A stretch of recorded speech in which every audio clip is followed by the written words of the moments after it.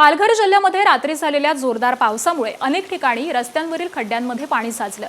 बोईसरमधील यादवनगर परिसरामध्ये देखील ही परिस्थिती अधिक गंभीर असून शाळांकडे जाणाऱ्या मुख्य रस्त्यावरती मोठमोठे खड्डे, चिखल आणि साचलेल्या पाण्यामुळे विद्यार्थ्यांना जीव मुठीत धरून प्रवास करावा लागतोय।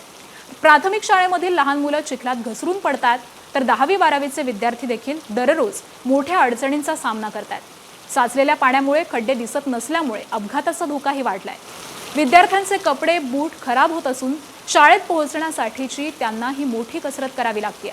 तर स्थानिक नागरिक आणि पालकांनी प्रशासनाच्या दुर्लक्षाबद्दल तीव्र नाराजी व्यक्त करत विद्यार्थ्यांच्या सुरक्षेच्या दृष्टीने यादवनगर परिसरामधील रस्त्यांची तातडीने दुरुस्ती करावी अशी मागणी केली आहे।